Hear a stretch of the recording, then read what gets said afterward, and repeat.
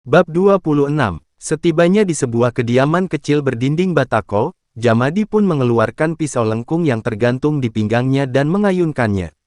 Dua pasukan yang membawa tongkat pun segera menendang pintu kayu yang bobrok itu, kemudian, tiga pasukan berjaga di depan dan dua pemanah yang sudah bersiap dengan busur menerobos masuk secara bersamaan. Di dalam sana, tampak seorang wanita kurus sedang berjalan keluar dari dapur. Dia bertanya, "Tuan-tuan, ada masalah apa?" "Gavin, kamu sudah melakukan kejahatan, cepat keluar."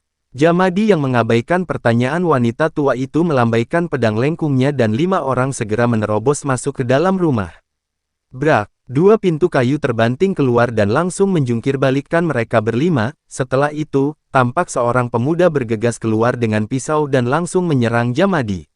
Wira tercengang, dia mendapati bahwa sorot mata pemuda ini sangat kuat dan wajahnya memancarkan aura membunuh.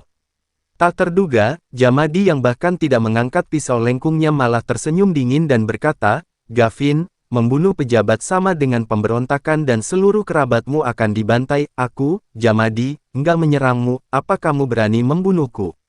Gavin yang membawa pisau itu terkejut. Setelah itu, dia bergegas lari ke arah tembok halaman. Dia hendak melompati tembok yang setinggi 2 meter itu dan melarikan diri.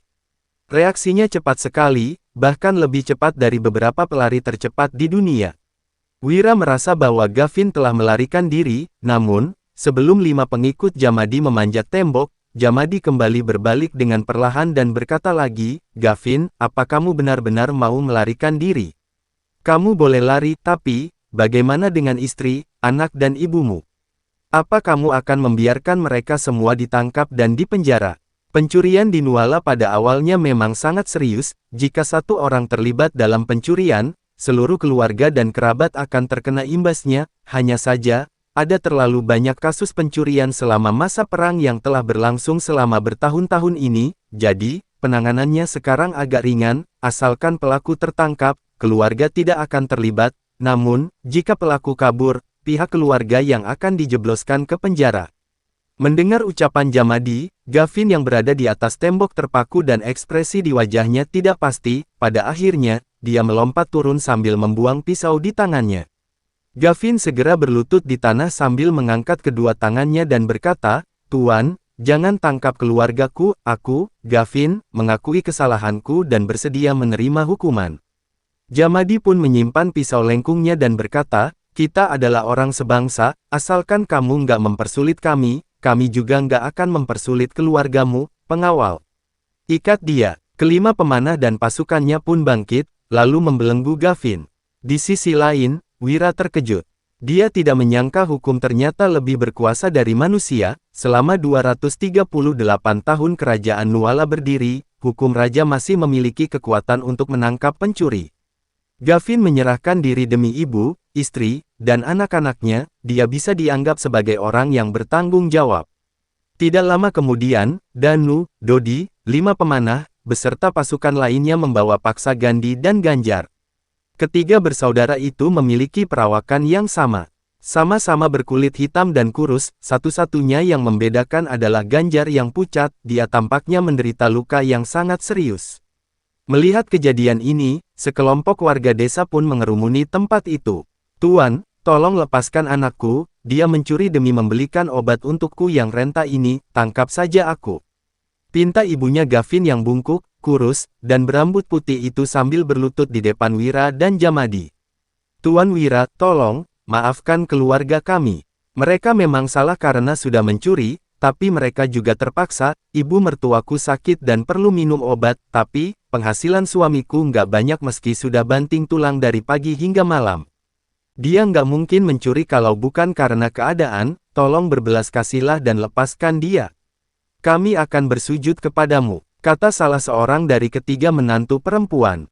Mereka bahkan mengajak anak-anak mereka untuk berlutut dan memohon belas kasih kepada Wira dan Jamadi. Wira tak sanggup melihat pemandangan ini, jadi, dia ingin segera pergi dari sini, namun, Jamadi tampak acuh tak acuh. Gavin bersaudara adalah orang baik. Kalau 3 tahun yang lalu ayah mereka nggak meninggal, mereka nggak akan mencuri, meskipun mereka menjadi pencuri. Sekarang, ibu mereka sakit dan ladang sudah dijual, ketika petani bagi hasil dan nggak cukup makan pun, mereka nggak akan mencuri, mereka nggak pernah mencuri makanan dari desa ini. Tuan Jamadi, Tuan Wira, tolong lepaskan mereka. Mereka bertiga itu orang baik. Kalau kamu menangkap ketiganya, bagaimana keluarga mereka bisa hidup? Satu demi satu penduduk desa mengutarakan pendapat mereka.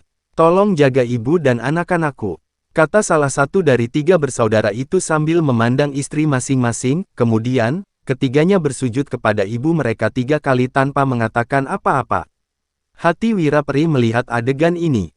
Sudah bekerja keras, tetapi masih tidak bisa mencukupi kebutuhan ibu, istri, dan anak-anak. Orang baik benar-benar terpaksa menjadi pencuri.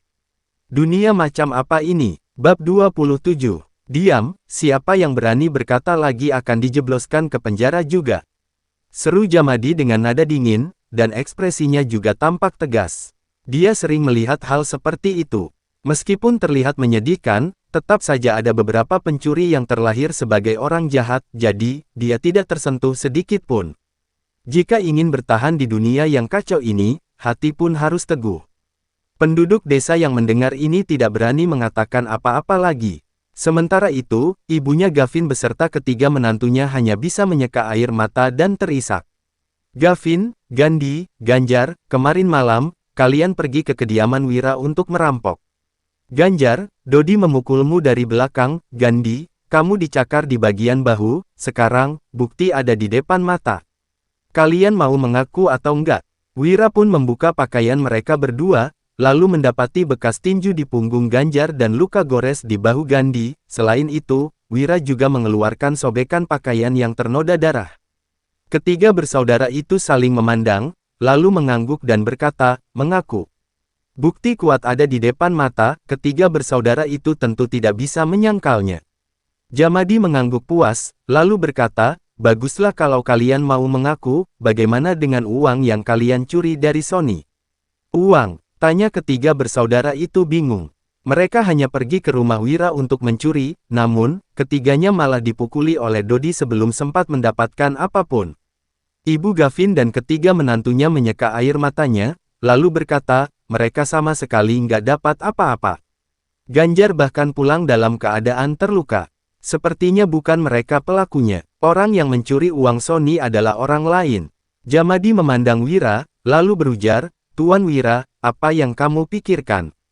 Wira mengangguk dan berkata, Gavin, siapa yang memberitahumu kalau keluargaku punya uang? Semua penjahat pasti punya informan. Sebelum mencuri, informan akan terlebih dahulu mengawasi. Jika mereka main asal curi, pasti akan gagal. Setiap geng punya peraturan masing-masing, kami nggak mungkin mengkhianati informan kami. Ucap salah satu ketiga bersaudara itu, setelah memandang ibu, istri, dan mereka pun diam 1000 bahasa. Melihat ini, Jamadi memberi isyarat mata ke pengikutnya. Buk, buk, buk. Tanpa memperdulikan warga di sekitar, para pemanah dan anggota wajib militer langsung mengepung dan memukul ketiga bersaudara itu seraya berkata, katakan. Detik berikutnya, ketiga bersaudara itu sudah bersimbah darah, namun, tidak ada seorang pun yang buka mulut. Banyak warga yang memelototkan mata mereka karena marah, tetapi tidak ada yang berani menghadang. Wira mengerutkan alisnya, lalu berujar, cukup. Pemanah dan pasukan pun berhenti. Jamadi mengerutkan alisnya dan berkata, Tuan Wira, mereka bersikeras, kita nggak akan mendapatkan jawabannya. Bagaimana kalau kita membawa mereka ke pengadilan daerah, biarkan mereka yang mengurusnya. Nggak usah. Wira menggeleng dan berkata, aku saja yang tanya. Kamu? Tanya Jamadi sambil memandang Wira dengan tatapan menghina. Dia saja tidak bisa mendapatkan jawaban meski sudah menyuruh pengikutnya memukul dan menendang. Bagaimana mungkin seorang Wira bisa mendapatkan jawabannya? Gavin menggertakkan giginya dan berkata, kami nggak akan mengkhianati informan kami, nggak usah buang energimu. Wira mengedarkan pandangannya ke sekeliling, lalu berkata, Tuan Jamadi, tolong suruh semua warga desa pergi dan jangan menonton di sini. Jamadi melihat ke sekeliling dengan galak, begitu juga dengan pemanah dan anggota wajib militer yang dibawanya. Kemudian, dia berteriak, persetan. Cepat bubar dan kerjakan urusan kalian masing-masing. Jangan berkumpul di sini. Warga desa pun terpaksa bubar. Setelah itu, Wira memandang ke arah tiga bersaudara itu seraya berkata, kalian nggak berani mengungkapkan identitas informan itu karena kalian takut waktu kalian di penjara, informan itu akan menyusahkan keluarga kalian, kan? Gavin, Gandhi, dan Ganjar langsung terdiam, ternyata itu adalah hal yang paling mereka khawatirkan. Wira yang melihat ekspresi mereka memicingkan mata dan berkata, kalau begitu, apa kalian pernah memikirkan bagaimana nasib ibu, istri, dan anak-anak kalian ketika kalian masuk penjara? Kalau kalian keke seperti ini, apa mereka akan memberi keluarga kalian uang selama kalian di penjara? Ketiga bersaudara itu terperanjat, air mata mereka sontak mengalir dan raut wajah ketiganya tampak putus asa. Tanah keluarga telah dijual, ibu mereka pun sakit-sakitan, jika hanya mengandalkan istri yang menanam sayuran, jangankan membawa ibunya berobat, untuk kebutuhan sehari-hari saja tidak cukup. Mungkin, tidak sampai 1 bulan setelah mereka di penjara, keluarga ketiganya tidak akan bisa bertahan hidup dan terpaksa menjual anak-anak mereka. Mengenai informan, mereka juga tidak tahu mendetail, jika informan itu ada uang pun, informan itu tidak akan memberi keluarga mereka uang. Sementara orang di balik informan itu, tidak meminta tips saja sudah membuat mereka bersyukur.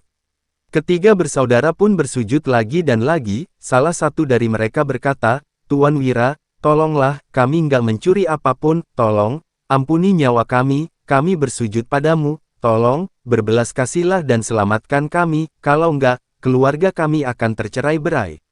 Jamadi memandang Wira sembari berpikir bahwa bocah ini ternyata hebat juga, tiga pencuri ini menolak patuh meski sudah dipukuli, tetapi Wira yang hanya berucap beberapa kata justru bisa membuat mereka menjadi seperti ini. Wira pun mendongak seraya berkata, Tuan Jamadi, aku sepertinya salah ingat, kemarin malam, bukan 3 orang yang merampok rumahku, tapi 1 orang. Jamadi yang mendengar ini tidak bisa menahan diri untuk tidak memasang sikap tegas, dia berkata, Tuan Wira, jelas-jelas mereka bertiga pelakunya, kenapa sekarang malah bilang pencurinya 1 orang? Menangani kasus itu nggak seperti permainan. Aku ini nggak akan memihak. Namun, Wira malah menyodorkan 2000 gabak dan berkata dengan serius, benar-benar hanya 1 orang, kalau nggak percaya, coba tanya ke Dodi yang mengusir pencuri itu.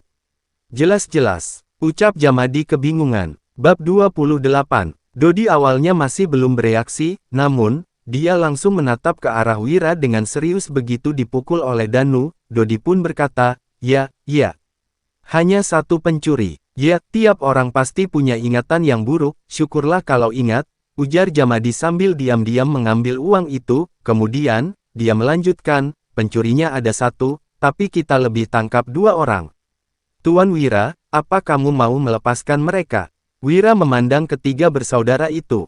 Lalu berkata, kalian bertiga, pilih sendiri siapa di antara kalian yang akan masuk penjara dan siapa yang akan tinggal untuk mengurus keluarga. 3 bersaudara itu terkejut sejenak, lalu mulai berebut mau masuk penjara. Aku adalah yang tertua, aku akan masuk penjara, kalian berdua, tolong jaga keluarga kita baik-baik. Ujar Gandhi. Kak Gandhi, aku saja yang pergi, aku sudah terluka dan hidupku nggak lama lagi, biarkan aku saja yang masuk penjara, celetuk Ganjar. Kak Gavin, Ganjar, aku saja yang pergi, ada bukti sobekan bajuku waktu bahuku tercakar, sahut Gandhi. Sudahlah, ucap Wira sambil melambaikan tangannya, dia berkata, Gandhi saja yang masuk penjara, ada bukti robekan bajunya dan bahunya terluka, akan mudah memberi penjelasan di pengadilan daerah. Jamadi pun melirik ke pengikutnya dan 2 pasukannya segera melangkah maju untuk melepaskan belenggu Gavin dan Ganjar. Di sisi lain, 3 bersaudara itu memandang Wira dengan ekspresi yang rumit. Wira yang tidak memasang ekspresi apapun berkata, sekarang, beritahu aku siapa informan itu. Namun, ketiga bersaudara tampak ragu-ragu. Cepat katakan, tunggu apa lagi? Apa kalian mau Tuan Wira menjebloskan kalian semua ke penjara? Ibu dan ketiga menantunya tampak cemas, Wira telah mengeluarkan 2000 gabak, jika ketiga putranya tidak mau memberitahu, takutnya mereka akan dibelenggu lagi. Gavin, kakak tertua, menunduk dan berkata, mereka adalah Lianam dan Liteja. Sorot mata Wira pun menjadi muram, dia bertanya, apakah mereka ada bilang siapa yang menyuruh mereka datang? Lianam dan Liteja, mereka adalah 2 dari 4 asisten Budi kemarin. Enggak ada, Mereka hanya bilang kalau kamu kaya dan banyak uang, kalau kami mendapatkannya, kami harus membagi uangnya dengan mereka. Jawab Gavin sambil menundukkan kepalanya, entah mengapa sorot mata Wira membuatnya takut. Bawa Ganjar pergi berobat, kalau sudah nggak sanggup lagi, pergilah ke kediamanku dan cari aku akan melupakan kejadian hari ini, nanti, aku akan mengeluarkan uang di pengadilan daerah untuk mengurangi penderitaan Gandhi. Wira kembali mengeluarkan 2000 gabak dan meletakkannya di tangan Gavin, setelah itu, dia berbalik dan pergi. Tiga bersaudara ini tercengang. Wira telah mengetahui siapa informan itu dan masih memberi mereka uang. Jika ditotalkan, Wira telah mengeluarkan 4000 gabak untuk mereka, hal seperti ini belum pernah terjadi sebelumnya, mana ada korban membantu pencuri. Bahkan, memberi uang kepada pencuri untuk berobat. Wajar jika tiga bersaudara ini tercengang. Kalian bertiga benar-benar bajingan, beraninya kalian mencuri dari orang sebaik ini. Teriak ibunya Gavin. Ibunya Gavin beserta ketiga menantunya terkejut, lalu terus bersujud ke arah punggung Wira. Gavin, Gandhi dan Ganjar juga menangis sembari bersujud ke tanah berkali-kali. Di sisi lain, Jamadi beserta pengikutnya memandang punggung Wira seakan-akan sedang melihat orang bodoh, apa otak bocah ini rusak. Pencuri sudah tertangkap, namun, Wira tidak hanya mengeluarkan uang untuk melepaskan pencuri-pencuri itu, dia juga memberi uang kepada mereka untuk berobat, bukankah ini sama saja dengan membuat pencuri ingin merampok rumahnya? Salah, masih ada satu yang tidak dilepaskan. Di sisi lain, Danu, Dodi dan Sony menghela napas. Mereka menganggap bahwa Kak Wira ini terlalu baik. Akhirnya, sekelompok orang pun membawa Gandhi pergi ke tempat Budi untuk menangkap Lianam dan Liteja. Ketika di perjalanan, Jamadi menyipitkan matanya dan berkata, Wira, menangkap Lianam dan Liteja bukanlah tujuanmu. Tujuanmu yang sebenarnya adalah Budi, bukan? Wira pun tertawa, lalu berujar, bagaimana mungkin? Kenapa enggak? Jamadi berkata dengan suara yang tinggi, Lianam dan Liteja adalah anak buah Budi, kamu sudah memukul Budi kemarin, lalu, Lianam dan Liteja memberitahu ke Gavin bersaudara malamnya, sudah pasti Budi yang menginstruksikan mereka. Tuan Jamadi, Anda sangat akurat. Wira yang kagum memberi hormat, lalu berujar. Karena kamu sudah menemukan dalangnya, ayo, kita tangkap dia. Danu, Dodi dan Sony langsung bergidik. Ketiganya tidak menyangka bahwa tujuan Wira mencari Jamadi hari ini sebenarnya untuk menjatuhkan Budi. Jangan bicarakan hal-hal nggak berguna ini. Menjatuhkan Budi bukan hal sepele. Jamadi berkata dengan ekspresi tak berdaya. Kami ini sama-sama pejabat pemerintahan, apa yang akan dipikirkan oleh rekan-rekanku nanti? Bagaimana aku bisa hidup di masa depan nanti? Aku mengambil 2000 gabak hanya untuk menangkap pencuri, bukan untuk menjatuhkan seorang kepala desa, aku benar-benar nggak bisa melakukannya. Benar-benar nggak bisa, Wira memastikan. Ya, sahut Jamadi dengan tegas. Aku akan tambahkan uangnya, tawar Wira. Hehehe, ini bukan masalah uang, aku, Jamadi, adil dan berintegritas, aku menegakkan hukum dan nggak berpihak, aku nggak akan menyalahkan orang baik atau membebaskan orang jahat. Kamu mau tambah berapa banyak? Bab 29. Di Dusun Silali, di sebuah rumah bata, rumah itu adalah kediaman Budi. Tampak Budi yang sedang duduk di kursi malas dengan handuk hangat menutupi wajahnya. Wajahnya bengkak karena dipukuli oleh Wira kemarin, namun, bengkak di wajahnya hari ini makin parah. Dia pun menggertakkan giginya dan berkata, apa ada pencuri yang pergi ke kediaman Wira tadi malam? Seorang pelayan berkata, ya, ada pencuri yang merampok 100.000 gabak milik Sony dan bajingan itu menangis sepanjang pagi. Budi tercengang, dia berseru, apa anak nggak berguna itu gila? Dia benar-benar memberi pengangguran itu 100.000 gabak. Pelayan itu mengangguk sembari membatin, orang itu nggak gila, orang itu murah hati, nggak seperti kamu yang pelit sekali, aku sudah bekerja keras selama setahun, tapi, beberapa gabak pun nggak dapat. Budi menggertakkan giginya, lalu berujar, bagaimana dengan anak nggak berguna itu? Gavin bersaudara sudah pergi ke rumahnya, apa mereka menikamnya? Apa mungkin membunuhnya? Pelayan yang mendengar ini menggeleng seraya menjawab, enggak, Gavin bersaudara gagal. Dengar-dengar mereka dipukul habis-habisan oleh Dodi. Dodi bisa mengalahkan mereka bertiga. Budi terperanjat, dia menjadi geram dan berkata, sial. Anak nggak berguna ini bernasib baik. Tuan Budi, gawat. Tiba-tiba, ada pelayan lain yang berteriak sambil berlari masuk. Dia berkata, "Aku dapat kabar dari tempat Kak Lianam dan Kak Liteja. Mereka bilang Jamadi memimpin para pemanah dan pasukannya untuk menangkap Lianam dan Liteja. Dia juga membawa Wira dan Dodi untuk datang ke Dusun Silali." Budi langsung bangkit berdiri dari kursi malasnya. Dia berteriak, "Apa? Jamadi sialan. Beraninya dia datang menangkap Lianam dan Liteja. Apa dia nggak tahu aku ini siapa? Sial, Jamadi pasti sudah disogok oleh Wira si sampah itu. Sekarang, dia datang untuk menangkap Lianam dan Liteja. Ingin melibatkan dirinya. Lihat saja nanti, aku akan memberinya pelajaran yang berat." Pelayan pun bertanya dengan cemas, "Bagaimana ini?" Budi yang tampak galak itu berkata, "Rencanaku gagal dan aku sendiri yang kena batunya. Panggil semua pria di desa untuk menghadapi mereka semua, bunuh Jamadi dengan kejam, lalu tangkap Wira si anak nggak berguna itu dan pukul dia sampai mati." Dum, dum, dum. Suara gong dan gendang terdengar, kemudian, semua pria di desa Silali berkumpul. Dusun Silali ini tidak kecil, populasinya mencapai 400 orang, di sana, ada lebih dari 100 pemuda. Di sisi lain, Wira berjanji bahwa dirinya akan memberinya 2000 gabak sebagai imbalan menangkap Budi. Jadi, Jamadi langsung menyatakan bahwa dirinya adalah orang yang adil dan berintegritas, juga akan mengambil resiko untuk menangkap orang-orang yang membahayakan masyarakat. Sekumpulan orang pun mendatangi kediaman Budi. Lianam dan Liteja bisa ditangkap dengan mudah. Kemarin, keduanya dipukuli oleh Dodi dan membantu Budi mencuri uang. Setelah itu, mereka mengantar surat ke Dusun Gabrata, lalu kembali ke kediaman Budi. Alhasil, keduanya bolak-balik sejauh 5 km lebih, lantaran kelelahan. Keduanya pun tidur-tiduran sepanjang siang. Ketika datang untuk menangkap mereka, Jamadi langsung menodongkan pisau lengkungnya ke leher keduanya. Alhasil, kedua orang itu sampai mengompol saking takutnya. Mereka pun menjelaskan bahwa Budi yang telah menyuruh mereka untuk merekrut pencuri. Selain itu, Budi juga menyuruh mereka berdua untuk memberitahu ke beberapa pencuri. Mendengar ini, Jamadi segera mengutus dua pasukannya untuk menemani Dodi dan Sony mengambil kembali uang yang dicuri, sementara sisanya menangkap Lianam dan Liteja. Setelah itu, mereka langsung pergi ke Dusun Silali untuk menangkap Budi.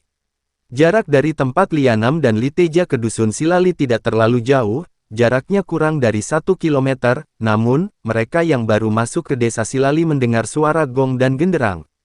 Gawat, ekspresi Jamadi berubah. Dia berkata, "Ada orang yang datang lebih awal dari kita dan sudah memberitahu Budi si bajingan itu. Begitu penduduk desa berkumpul, kita mungkin akan sulit menangkapnya." Wira memicingkan matanya, lalu bertanya, "Berapa banyak manfaat yang sudah dia berikan ke warga desa? Akankah warga desa bersedia mati untuknya?"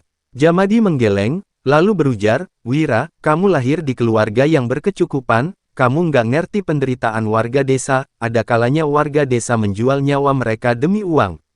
Mendengar penjelasan Jamadi, Gandhi yang ditangkap itu langsung tampak sedih. Ketika ibunya sakit parah, mereka bertiga bersedia menjual nyawa ke siapapun yang memberi mereka uang. Kehidupan manusia benar-benar tidak berharga dibuatnya. Danu, Dodi, dan Sony juga menundukkan kepala tanpa mengatakan apa-apa. Nyawa orang miskin memang tidak berharga, ada banyak orang yang menjual dirinya untuk dijadikan budak, tetapi uang yang mereka dapatkan pun tidak sampai 5.000 gabak. Sementara itu, Wira memberikan 100.000 gabak dan belum menyuruh Sony melakukan apapun, mengatakannya ke orang lain pun tidak akan ada yang percaya.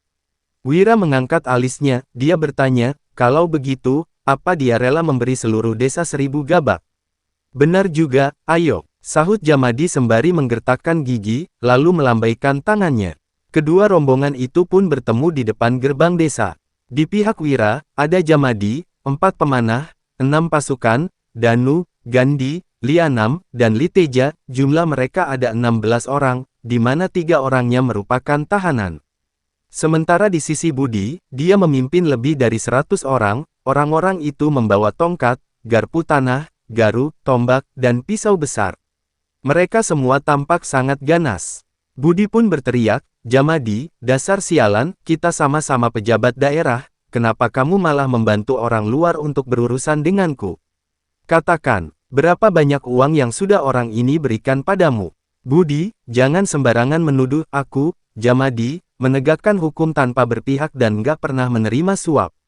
Setelah itu, dia memberi isyarat kepada pemanahnya, keempat pemanah pun menarik busur mereka, kemudian, Jamadi yang tak menunjukkan kelemahan sedikit pun berkata, sebaliknya, kamu sebagai kepala desa malah menyuruh pencuri untuk membobol rumah orang dan mencuri, kamu adalah narapidana yang patut diasingkan.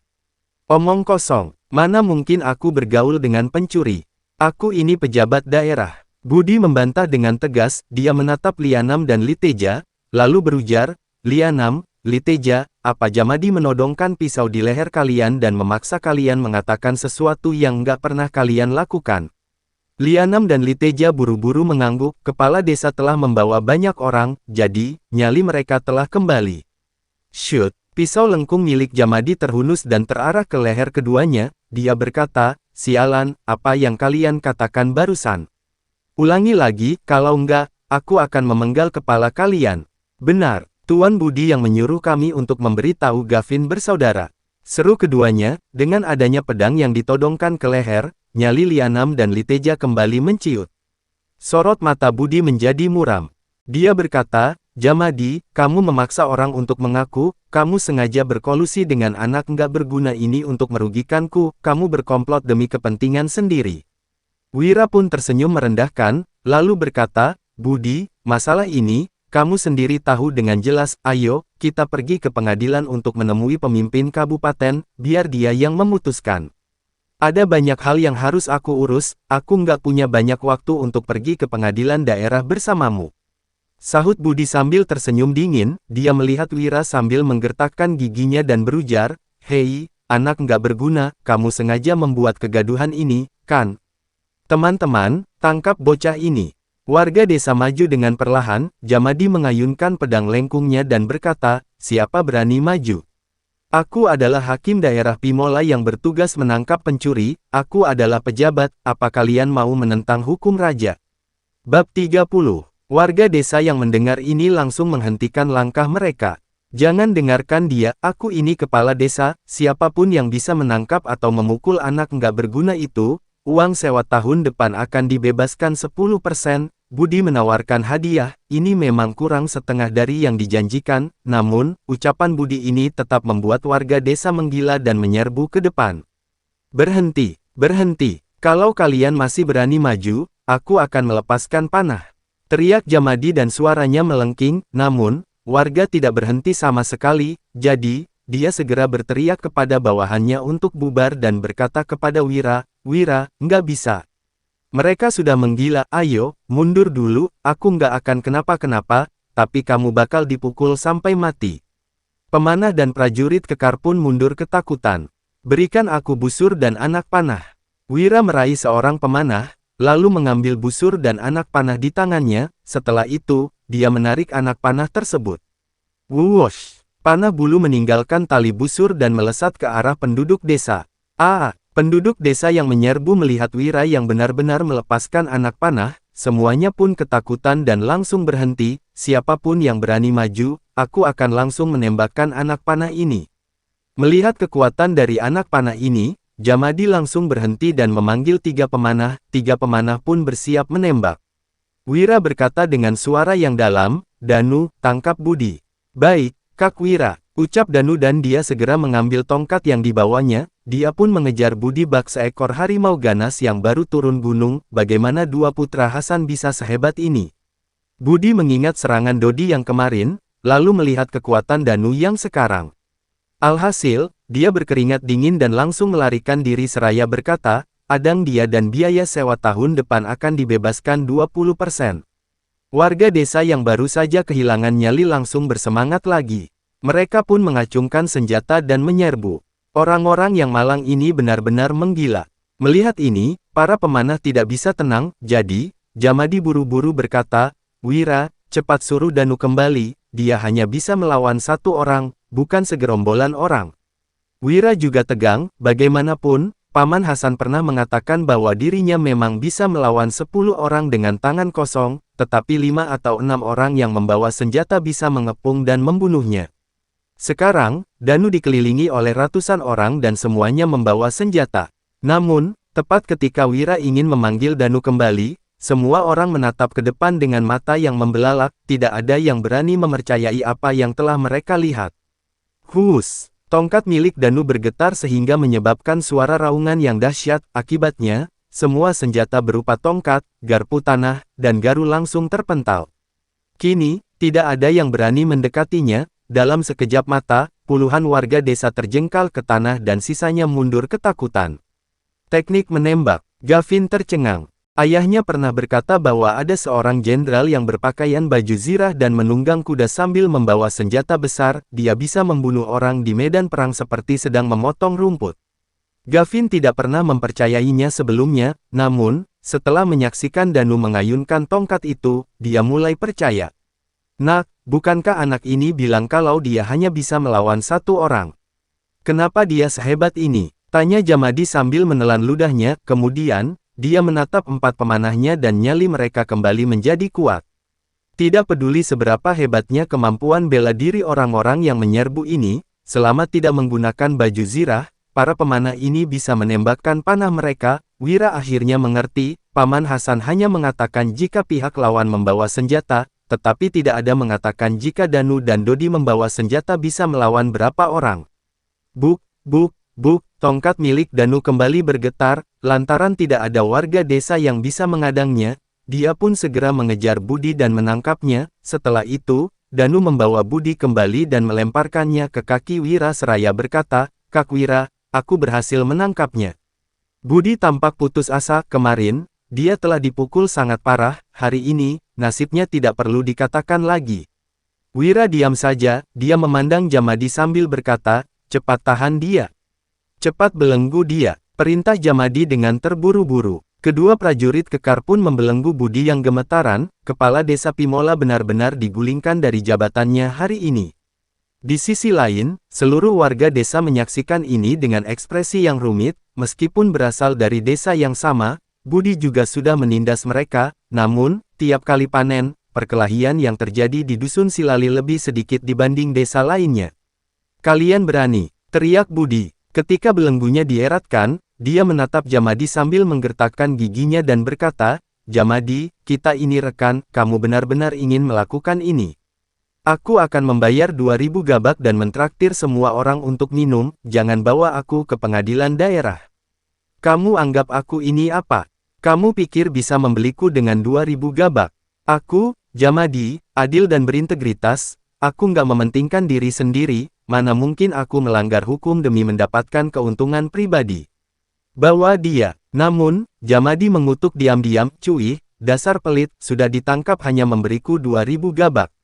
Wira saja memberiku 6000 gabak.